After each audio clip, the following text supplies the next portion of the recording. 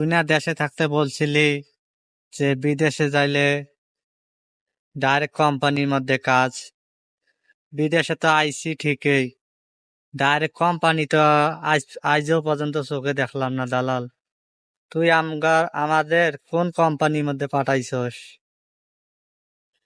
হায় রে দালাল, জীবনে তোরে আমি বিশ্বাস কইরা অনেক ভুল কইরা ফেলাইছিলাম। তোর মিষ্টি কথার জালে ফাইসা গেছি। তবে জানি না তুই মিষ্টি কথা বইলে আমার জীবনটা শেষ করে দিবি। আমার দেশে থাকতে তুই একটা বছর ঘুরাইছিলি, বিদেশে আইনেও একটা বছর ঘুরলাম। হায় রে দালাল, বিদেশে আইছিলাম অনেক স্বপ্ন নিয়ে, তুই আমার স্বপ্নটারে মাটি কইরা দেছস রে। তুই দেশে থাকতে বলেছিলি আজকে না কালকে, কালকে না পরশু দিন ফ্লাইট, এমন কইরা করতে করতে দেশে থাকতে একটা চাকরি করছিলাম। তোর কথা মতো আমি চাকরিটাও ছাইরা দিছিলাম। ছাইরা দিয়া একটা বছর দেশে বসে আছিলাম।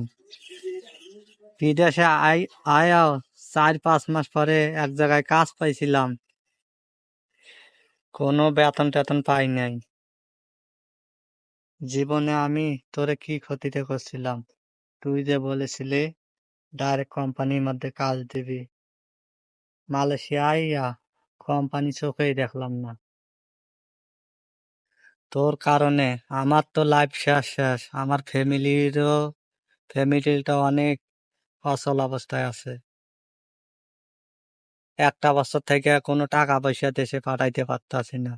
হায় রে দালাল, তোরে জীবনে বিশ্বাস করে অনেক ভুল করছিলাম রে দালাল। তোরে আমি অনেক ভালো মনে করছিলাম, সব থেকে বেশি বিশ্বাস আমি করছিলাম, কিন্তু তুই আমার জীবনটা এইরকম করে নষ্ট করে দিবি জীবনে কল্পনা করে পারি নাই। অনেক আশা নিয়ে বিদেশে আইছিলাম যে জীবনটারে অনেক সুন্দর করে সাজাবো, কিন্তু তুই আমার জীবনটারে এভাবে করে নষ্ট করে দিলি। জীবনে কাউকে কষ্ট দিয়া কেউ সুখী হতে পারে নাই, তুইও সুখী হইতে পারবি না দালাল। দালাল, তুই আমার কাছে 5-6 লাখ টাকা নিছস ঠিক আছে, কিন্তু তারপরেও যদি আমার ডাইরেক্ট কোম্পানির দিতি তাহলে অনেক ভালো হতো। তুই লাস্টে আমাদেরকে বিজিত বিষয়ে ধরাই দিছস। এখানে কাজ করা লাগে, অনেক চুরি চুরি করে কাজ কাম করা লাগে। ও আবার মালয়েশিয়া পুলিশের ঝামেলা। আরে দালাল, 5-6 লাখ টাকা দিয়া বিদেশে আইয়াও তুই আমারে জেল খাটাইলি।